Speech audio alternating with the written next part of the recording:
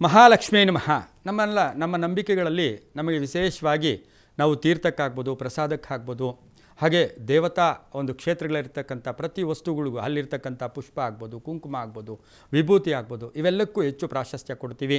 ಎಷ್ಟೋ ಸಾರಿ ತುಂಬ ಇನ್ನೇನು ಡಾಕ್ಟ್ರ್ ಹೇಳ್ತಾರೆ ಈ ಪೇಷಂಟ್ಗೆ ಏನು ವಾಸಿನೇ ಆಗೋದಿಲ್ಲ, ಇದು ಭಾಳ ಕಷ್ಟ ಅಂದಾಗ ಯಾವುದೋ ಒಂದು ದೇವಸ್ಥಾನದಿಂದ ತಂದಂಥ ಕುಂಕುಮ ಇರ್ಬೋದು, ಆ ವಿಭೂತಿ ಇರ್ಬೋದು, ಹಚ್ಚಿದಾಗ ಎಷ್ಟೋ ಪವಾಡಗಳು ನಡೆದಿರ್ತಕ್ಕಂಥದ್ದನ್ನು ಕೂಡ ನಾವು ಕಂಡಿದ್ದೀವಿ. ಇದೆಲ್ಲಕ್ಕಿಂತ ಮಿಗಿಲಾಗಿ ನಮ್ಮ ಪರಂಪರೆಯಲ್ಲಿ ಕೃತಯುಗ, ತ್ರೇತಾಯುಗ, ದ್ವಾಪರ ಯುಗ, ಕಲಿಯುಗದಲ್ಲೂ ಸಹ ಸಾಕಷ್ಟು ತುಂಬ ಒಳಿತಾಗಿರ್ತಕ್ಕಂಥ ಒಂದು ವಿಶೇಷವಾದ ವಸ್ತು ಅಂದರೆ ಅದು ಗೋಮೂತ್ರ, ಗೋವಿನ ಮೂತ್ರ. ಗೋಮೂತ್ರದಲ್ಲಿ ಎಷ್ಟೊಂದು ಶುಭ ಇದೆ, ಎಷ್ಟು ಒಳ್ಳೆಯದಾಗುತ್ತೆ.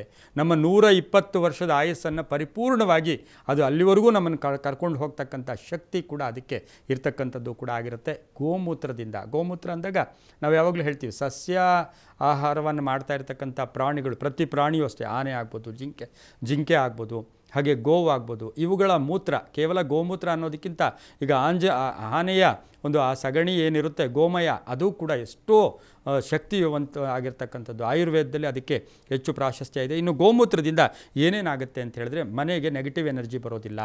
ಮನೆಯ ಬಾಗಿಲಲ್ಲಿ ಗೋಮೂತ್ರವನ್ನು ಸಿಂಪಡಣೆ ಮಾಡೋದು, ಪ್ರಯಾಣಕ್ಕೆ ಹೋಗುವಾಗ ಗೋಮೂತ್ರವನ್ನು ಸಿಂಪಡಿಸ್ಕೊಂಡು ಹೋಗ್ತಕ್ಕಂಥದ್ದು, ಬಾಯಲ್ಲಿ ಒಂದು ತೊಟ್ಟು ಗೋಮೂತ್ರವನ್ನು ಹಾಕ್ಕೊಂಡು ಹೋದಾಗ ನಮ್ಮ ದೇಹ ಕೂಡ ಆ್ಯಕ್ಟಿವ್ ಆಗಿರ್ತಕ್ಕಂಥದ್ದು, ಧನಾತ್ಮಕ ಶಕ್ತಿಗಳು ತುಂಬಿರ್ತಕ್ಕಂಥದ್ದು.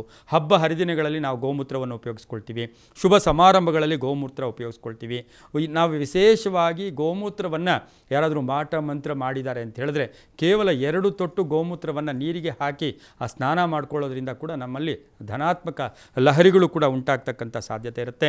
ಇನ್ನು ಗೋಮೂತ್ರದಲ್ಲಿ ಏನಿರುತ್ತೆ, ವಿಶೇಷವಾಗಿ ನೀವು ಆ ಗೋಮೂತ್ರ ಹತ್ತಿರ ಇದ್ದಾಗ ಅದನ್ನು ಸೇವನೆ ಮಾಡಿದಾಗ ಅದರಿಂದ ಏನಾಗುತ್ತೆ, ವಿಶೇಷವಾಗಿ ಆಮ್ಲಜನಕ, ನಮ್ಮಲ್ಲಿ ಉಸಿರಾಟದ ಪ್ರಕ್ರಿಯೆ ಕೂಡ ತುಂಬ ಚೆನ್ನಾಗಿರುತ್ತೆ. ಕೇವಲ ನಾವು ಆಧ್ಯಾತ್ಮಿಕವಾಗಿ ಯೋಚನೆ ಮಾಡೋದಿಲ್ಲ, ವೈಜ್ಞಾನಿಕವಾಗಿ ಯೋಚನೆ ಮಾಡ್ತೀವಿ. ಹಾಗಾಗಿ ವಾರಕ್ಕೊಮ್ಮೆಯಾದರೂ ಗೋಮೂತ್ರದಲ್ಲಿ ಸ್ನಾನ ಮಾಡಿದ್ದೆ ಆದರೆ ತುಂಬಾ ಒಳ್ಳೆಯದಾಗ್ತಕ್ಕಂಥದ್ದು. ಬುದ್ಧಿ ಲಹರಿಗಳು, ಬುಧನ ಲಹರಿಗಳು ಕೂಡ ಹೆಚ್ಚು ನಮ್ಮಲ್ಲಿ. ನಮಗೆ ಬುದ್ಧಿ ಇದ್ದಾಗಲೇ ಜೀವನ ಸಕ್ರಮವಾಗಿರುತ್ತೆ. ಬುದ್ಧಿ ಇಲ್ಲ ಅಂತ ಹೇಳಿದ್ರೆ ಏನೋ ಒಂದು ಕಲಹಗಳು, ಗಲಾಟೆಗಳಾಗ್ತಾ ಇರುತ್ತೆ. ಆ ರೀತಿ ಗೋಮೂತ್ರ ಮಾಟ ಮಂತ್ರಗಳಿಗಾಗ್ಬೋದು, ಮತ್ತು ಆರೋಗ್ಯದಲ್ಲಿ ವೃದ್ಧಿ ಆಗ್ತಕ್ಕಂಥದ್ದು. ಆಯುರ್ವೇದದಲ್ಲಿ ಹೇಳುತ್ತೆ ವಾರಕ್ಕೊಮ್ಮೆಯಾದರೂ 1 ಡ್ರಾಪ್ ಗೋಮೂತ್ರವನ್ನು ನಾವು ದೇಹಕ್ಕೆ ಸ್ವೀಕರಿಸಬೇಕು. ರಕ್ತದ ಪರಿಚಲನೆ ಚೆನ್ನಾಗಿರುತ್ತೆ, ಮತ್ತು ಉಸಿರಾಟ ಪ್ರಕ್ರಿಯೆ ಚೆನ್ನಾಗಿರುತ್ತೆ. ಹಾಗಾಗಿ ಬಹಳಷ್ಟು ಶುಭ ಆಗ್ತಕ್ಕಂಥ ಯೋಗ ಕೂಡ ಗೋಮೂತ್ರದಲ್ಲಿರುತ್ತೆ. ಗೋವಿನ ಎಲ್ಲ ಅಂಶಗಳು ಕೂಡ ನಮಗೆ ತುಂಬ ಫಲ ಕೊಡ್ತೈತೆ.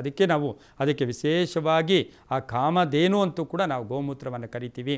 ಹಾಗಾಗಿ ಗೋಮೂತ್ರಕ್ಕೆ ಅಷ್ಟು ಪ್ರಾಶಸ್ತ್ಯ ಇರ್ತಕ್ಕಂಥದ್ದಾಗಿರೋದ್ರಿಂದ ನಾವು ಅದನ್ನು ಉಪಯೋಗಿಸಿದಾಗ ಅದರ ಅನುಭವಿಸಿದವರಿಗೆ ಗೊತ್ತಾಗುತ್ತೆ ಅದರ ಫಲ. ಎಲ್ಲೋ ಒಂದು ಕಡೆ ಅನಾರೋಗ್ಯ ಕಾಡ್ತಾ ಇದೆ.